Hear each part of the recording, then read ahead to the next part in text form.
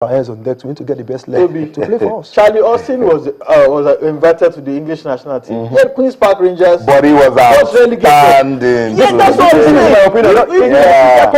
saying. If you guys playing in the Dutch league that got relegated, I can beat my shot and Nelson Ogbonna will be better than him.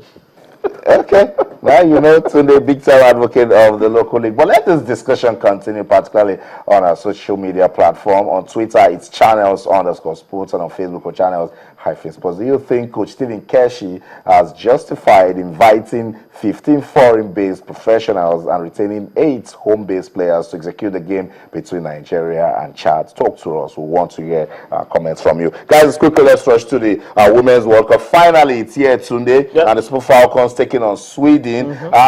Particularly, still goalless. Some hope for Nigeria having a decent balance of play. We're starting with Desire Okpanoze, Aziza Toshuala, and what's that, Francesca Odeka up front. So that's a really decent side. Osinachi Ohale or Ahoboko as well. Your typical normal Nigerian first 11 is playing, so, and they're doing quite well, holding their own so far.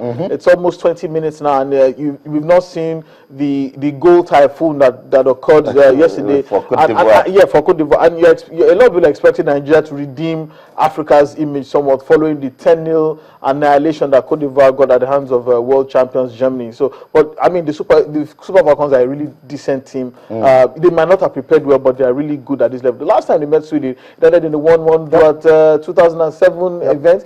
Before then, they had lost 3-0 to the same Swedish side. I think that was in 1997. I think it was 1997 first. So, but the difference between these two teams is beginning to close. But when you consider the fact that the Super Falcons haven't prepared as well as they have, and it's still early days yet, 20 minutes into a 90-minute game, anything can still happen. And you know what people don't understand is that in women's football, the ball they use is actually lighter than what they use in the men's game. So, and some of these women, they've played with men. Some of them you can pick from one end of the. Some of them actually have. Some of them pack a decent shot. So, and the women's game, once you can strike a decent shot on target, it could end up anywhere. So it's still open as it is now. Nothing stops Nigeria from getting a result in this game. As Tony said, we've seen loads of goals already, about 15 goals at the FIFA Women's World Cup. Group A games, host Canada defeated China by a single goal. New Zealand lost to the Netherlands 1-0. Norway, another decent team, played good football, tactical, technical. They defeated Thailand by 4-0. And then Germany crushed debutants Cote d'Ivoire 10-0. They actually spelt Ivory Coast. Look at that. They didn't spell Cote d'Ivoire, but they spelled that Ivory Coast. You're rubbing it in? The African brothers.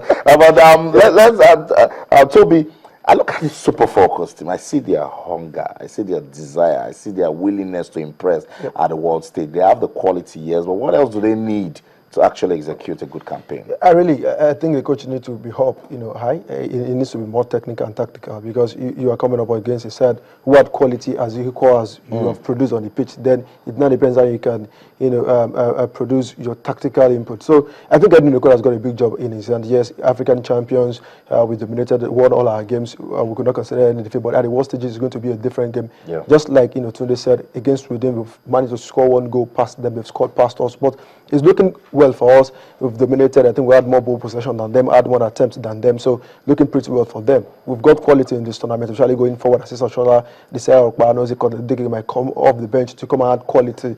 But I think this is a stage Edwin Okoro needs to prove his worth. If I may add to that, physically, I have no problems with the Nigerian team. They are really in great physical shape. I consider the fact that they've been in camp for almost how many months? For like 2 months. Like 2 months or so. And those who play abroad are also particularly decent as well. What will be the difference between those two teams will be Nigeria's, will be Edwin Okon's tactical nous as against Pierre Sonhage's tactical nous. But I feel that there's a change in the scoreline already.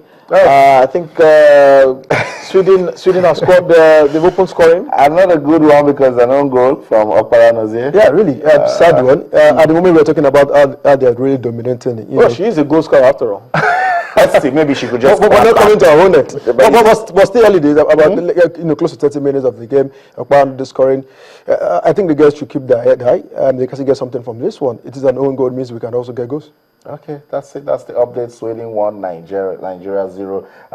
Desire Akpara is scoring an own goal. Yeah, it happens. It's football. Let's see how they can come out of that. Quickly, let's dash to New Zealand. Talk about the FIFA Under-20 World Cup. Yes, a lot of you guys expected the Flying Eagles to make it to the round of 16. They've done it. But guess what? They'll be meeting Germany. Tunde, does it scare you? Well, on paper, you look at the German national team, the German under-20 team, UEFA under-20 champions. UEFA under-19 champions. They've scored 16 goals and conceded 2. But when you look at the fact that they played against Fiji, Uzbekistan, and Honduras, I mean, that they haven't met a team of the quality of the Flying Eagles. Honduras losing 1-5 to Germany. Fiji also losing 3 goals to nothing to Uzbekistan. Nigeria, Taiwan finally putting in the goal shift, 2 goals against Hungary, and Brazil, not surprisingly, defeating North Korea by 3 goals to nothing.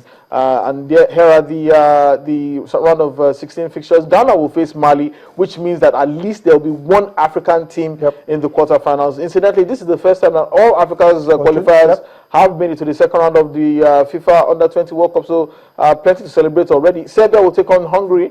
The United States of America will face Colombia.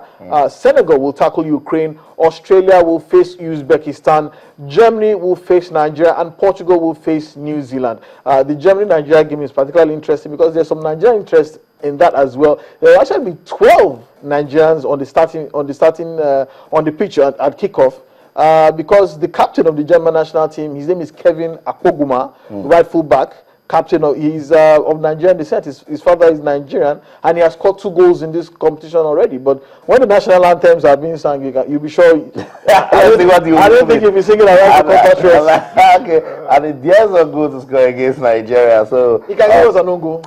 We don't know about that, but Toby, let's look at that game. It's on Thursday. Coach Manu Garba still says this team, they're developing. What can win for them? Yeah, really. I think our first game we learned our lesson. Try to switch off the formation they played during the pre-tournament. I mean, they play 4-3-3. You carry Ido playing deep, Awoni up front. Then you play the likes of Xavier Obabua, or maybe Yaya behind him. So against Brazil, we wanted to throw our best players on the pitch. Iheanacho and Sources, and it came back to haunt us. We considered 4, but scored 2. But against Korea and Hungary, we corrected that and we scored. You want to keep Iheanacho and Sources on the bench against Germany? Really, this is how it works. Zukari and the rest have been in camp for like 90 days. They've been in camp in Nigeria. They went to Germany for 30 days. Iheanacho and Sources were missing. I mean, this bunch of players, about 20 of them have kept a bond. They've really gel well together. Understanding is key, and team cohesion is very, very important. Reason why we have scored 6 goals in our last 2 games without conceding. All Manu Garba needs to do is introduce Iheanacho and Sources during the game. Sources came off the bench to get a goal, and when he scored, and Iheanacho came on, had ball on his leg, had more time to press the ball also. So I think they will gel well as the tournament progresses. But throwing them into that Brazil game really hurt us. They need to blend. They need to gel well. You can't just throw them in. They can be better than those that have been in camp for a very long time. So Manu Garba needs to keep with the same starting lineup against Germany. We were counting Germany, played against club side in Germany under 23, and we scored about 15 goals. So I think we should have a bit of understanding how the German football works, the philosophy and the rest, and it might just be an advantage for us. Sunday, we're playing Germany. He says keep Iheanacho and Success on the bench. Do you agree? Well, to be honest with you, I totally agree. These 2 players got into this team by virtue of their reputation. Not because of anything they've done for the under-20 level in the past 2 months. That is the truth. Iheanacho was not only played, I think, 1 qualifier. After that, he was missing in action. Then he was with Manchester City under-21 team. He didn't play in the African Youth Championship and wasn't in the campaign phase in Germany. Same thing for Axel Success. So they got in by virtue of their reputations. And in football, reputations do not win games. It is those players who have the commitment, the passion and the understanding with their teammates who will give you the results. And that backfired in the first game. I think they will have their chances as this competition grows. They need to form a sort of understanding with their teammates as it goes on. So that by sitting on the bench watching, it gives them hunger as well. They have a tremendous amount of desire to get into the pitch and want to make the difference. So I think it would be foolhardy for him to go back to the same formation when he started against Brazil. Formation? We saw the results when he started. He went back to the basics in the second game and the third game. Yeah. We saw 5 goals.